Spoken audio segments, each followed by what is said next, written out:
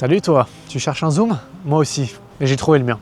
Aujourd'hui, on va comparer le 70-200 de chez Sigma avec celui de Sony. Et je vais vous dire pourquoi je suis parti plutôt sur Sigma plutôt que Sony. La première raison pourquoi j'ai acheté le 70-200 de chez Sigma, c'est tout simplement son prix. Et oui, parce qu'un Sony, ça coûte 3000 € neuf. Et lui, il est presque à moitié prix, il est à 1700 €. Donc ici, on parle bien de monture Sony E, donc ça va être toute la gamme A7. Et donc pourquoi j'ai pris celui-là? Eh bien tout simplement parce que j'ai pas les thunes, voilà. Non, c'est pas exactement la raison, mais je savais que cet objectif, ça allait être un objectif plaisir. Je suis pas photographe animalier, je suis pas photographe sportif, ni vidéaste sportif.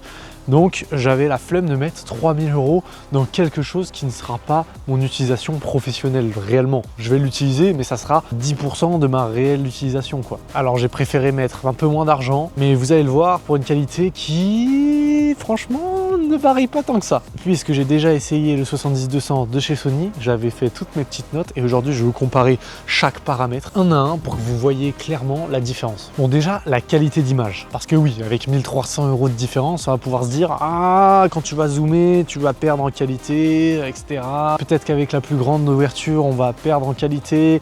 Franchement, non. Cet objectif a un piqué constant, donc que tu sois à 70 ou à 200 mm, la qualité, elle ne changera pas. Et ça, faut faire attention avec tous les objectifs qui disent que tu peux aller de 15 mm à 500 km, 500 000. Parce qu'au final, en fait, ouais, c'est génial, tu as une plage énorme, mais en fait, quand tu zoomes au max, tu vois que dalle. Quand tu zoomes à moitié, tu vois hyper bien. Quand tu zoomes au début, tu vois rien. Enfin bref, c'est une galère et là 70-200 avec un piqué qui est exactement le même que tu sois à 70 ou à 200 mm. Donc ça pour l'instant ça change absolument rien avec le Sony. Et pareil avec l'ouverture. Même quand tu es à 2.8, donc la plus grande ouverture, ce qui normalement affecte un petit peu la netteté, et bah ça reste quand même très net. Vous allez voir, vous voyez là je suis à 2.8 et le piqué est extrêmement bien. Enfin, c'est largement suffisant pour être professionnel. Bon, maintenant, un point qui diffère un petit peu plus déjà, ça sera l'autofocus. Le Sigma a un moins bon autofocus que le Sony GM2. Oui, bah 1300 € de différence, bon j'arrête avec ça. Mais franchement, il reste très rapide et moi, ça me suffit. Peut-être que ceux qui vont vouloir faire de la photo de sport, par exemple, ça va jouer un petit peu sur leur choix. Mais à part ça, il reste franchement très réactif. Vous allez le voir, c'est largement suffisant.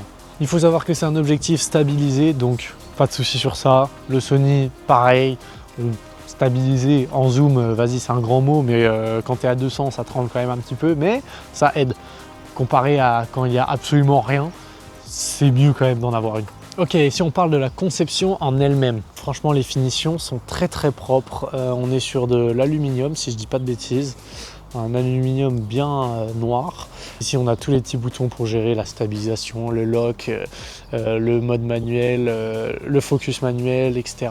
Ici on retrouve deux boutons personnalisables et donc on a bien sûr les trois bagues. Donc la bague du zoom, la bague de la mise au point et la bague de l'ouverture. Et écoutez-moi ce bruit, comment c'est satisfaisant. Voilà, ça c'est le petit moment d'extase de tous les photographes qui sont sur la vidéo. Franchement, au niveau qualité, on n'a rien à dire au niveau du Sigma. C'est très joli et je préfère même à ce blanc un peu moche de chez Sony. Là. Enfin, je sais pas, moi j'aime pas. Plus ça se salit hyper vite, donc le noir, j'adore ça. La deuxième grosse différence que vous allez retrouver sur le Sony, ça va être son poids. Celui-là est un petit peu plus lourd, il pèse 1,3 kg, alors que le Sony, lui, va peser que 1 kg. Il me semble. Donc on a 300 grammes de différence, qui n'est pas rien. Mais voilà, moi je m'en fous.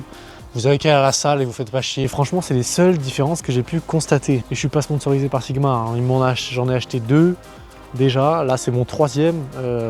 Et pour 1300 € de différence, franchement, j'ai rien à dire.